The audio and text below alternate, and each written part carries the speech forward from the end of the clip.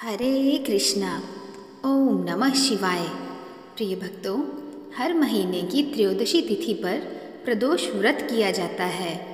शास्त्रों के अनुसार इस दिन प्रदोष काल में भगवान भोलेनाथ शिवलिंग में वास करते हैं। मान्यता है कि प्रदोष व्रत में की गई शिव पूजा समस्त मनोकामनाओं को सिद्ध कर देती है।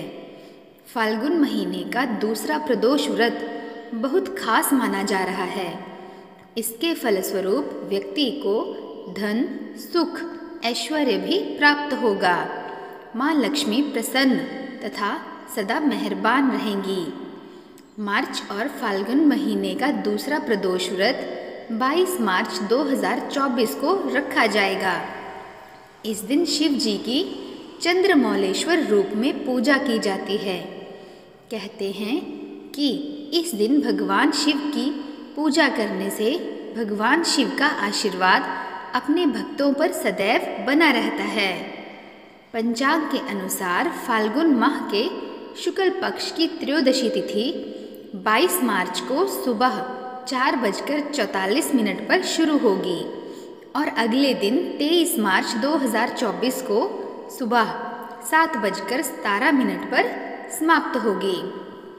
पुराणों में बताया गया है कि त्रयोदशी की रात के पहले प्रहर में जो व्यक्ति शिव प्रतिमा के दर्शन करता है उसकी समस्त समस्याएं समाप्त हो जाती हैं और शुक्र प्रदोष व्रत के दिन प्रदोष काल में शिवलिंग का पंचामृत से अभिषेक करने पर सुख के साथ हर कार्य में सफलता प्राप्त होती है।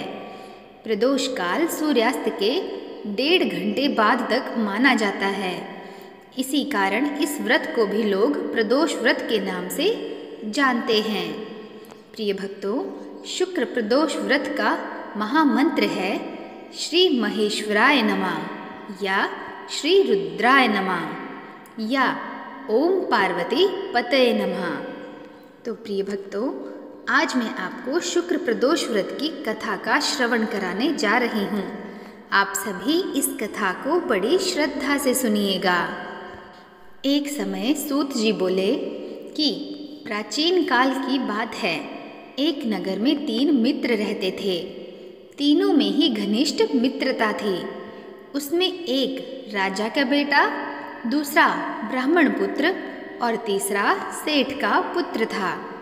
राजकुमार व ब्राह्मण पुत्र का विवाह हो चुका था। सेठ पुत्र का विवाह के बाद गौना नहीं हुआ था। एक दिन तीनों मित्र आपस में स्त्रियों की चर्चा कर रहे थे।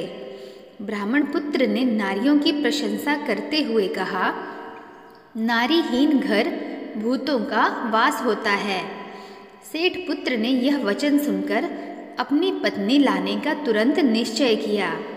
सेठ पुत्र अपने घर गया और अपने माता पिता को अपना निश्चय बताया।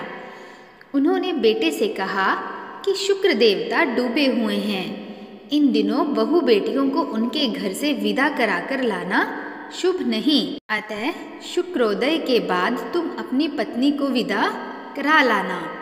सेठ पुत्र अपनी जिद से टस से मस नहीं हुआ और अपने ससुराल जा पहुंचा। सास ससुर को उसके इरादे का पता चला। उन्होंने उसको समझाने का प्रयत्न किया, किंतु वह नहीं माना। अतः उन्हें विवश हो अपनी कन्या को विदा करना पड़ा। ससुराल से विदा होकर पति पत्नी नगर से बाहर निकले ही थे कि उनकी बैलगाड़ी का पहिया टूट गया और एक बैल की टांग भी टूट गई। पत्नी को भी काफ़ी चोट आई। सेठ पुत्र ने आगे चलने का प्रयत्न जारी रखा। तभी डाकुओं से उसकी भेंट हो गई और वे धन धान्य लूटकर ले गए। सेठ का पुत्र पत्नी सहित रोता पीटता अपने घर पहुंचा। जाते ही उसे सांप ने डस लिया। उसके पिता ने वैद्यों को बुलाया। उन्होंने देखने के बाद घोषणा की कि आपका पुत्र 3 दिन में मर जाएगा। उसी समय इस घटना का पता ब्राह्मण पुत्र को लगा। उसने सेठ से कहा कि आप अपने लड़के को पत्नी सहित बहू के घर वापस भेज दो। यह सारी बाधाएं इसी कारण से आई हैं कि आपका पुत्र शुक्रास्त में पत्नी को विदा करा लाया है। यदि यह वहाँ पहुँच जाएगा तो बच जाएगा। सेठ को ब्राह्मण पुत्र की बात जच गई और अपनी पुत्र वधू और पुत्र को वापस लौटा दिया। वहाँ पहुँचते ही सेठ पुत्र की हालत ठीक होनी आरंभ हो गई। तत्पश्चात उन्होंने शेष जीवन दोनों ने साथ में सुखपूर्वक बिताया और मृत्यु के बाद स्वर्गलोक को प्राप्त किया। तो प्रिय भक्तों, आप सब भी प्रेम से बोलिए ओम नमः शिवाय, ओम श्री रुद्राय नमः। आशा करती हूँ कि मेरे द्वारा सुनाई गई यह कथा आपको अत्यंत पसंद आई होगी। यदि आपको यह कथा पसंद आई हो तो चैनल को लाइक, शेयर तथा सब्सक्राइब अवश्य कीजिएगा और कमेंट में हर हर महादेव अवश्य लिखिएगा। मिलते हैं नेक्स्ट वीडियो में, तब तक के लिए नमस्कार।